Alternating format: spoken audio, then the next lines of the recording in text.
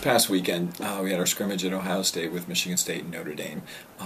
Great way to end off the fall because those are three schools that were at the NCAAs this past year, and we've got a good assessment of where we stand. I think from a physiological standpoint, the training and stuff is really paying off. I think we're in great shape. They're strong. They're working hard.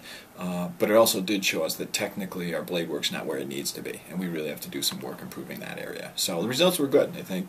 We were happy with what we came away from feedback-wise, and we know what we need to do going into winter training. We've spent the fall season, we've spent a lot more time addressing the physiological training side of things, trying to get our athletes just physically stronger.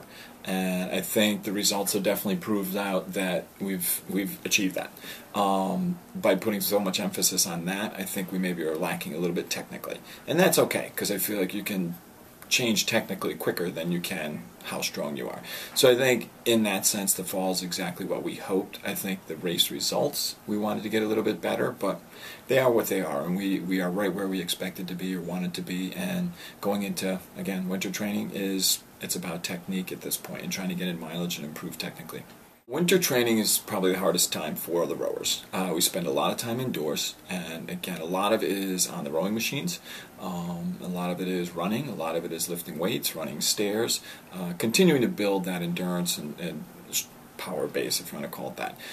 We do take a winter training trip down to Tampa, and the goal of that is mileage. We go down there and we just row constantly, and the idea is to work on the technical side of things. And so that's where our big goal is at that point. We take the top 3/8 worth of varsity rowers and we take our top 8 worth of novice rowers down, so we don't take the whole team. So the people who are physically where they need to be get to go down, and we really work on the technical side of things while we're down there. The rest stay home and continue training to try and pick up ground physiologically on the other athletes. And we'll do that right up until we get back on the water in the spring. Through the fall and this early stage of where we're getting into winter training, probably the one group that stood out and really shined the most would be the novice. Every year it's a fresh batch of people, so you never really know what you have. But this year's novice are really strong. They're unbelievably athletic. When we go out and do workouts with the varsity crews, the top novice and even the second novice, they're right there with us, which is amazing considering they've been involved in the sport for about 2 months. So we're really excited about what they can bring to the table, and when we're down in Tampa, we're even going to be looking at some of them to see if they can move into our top varsity boats.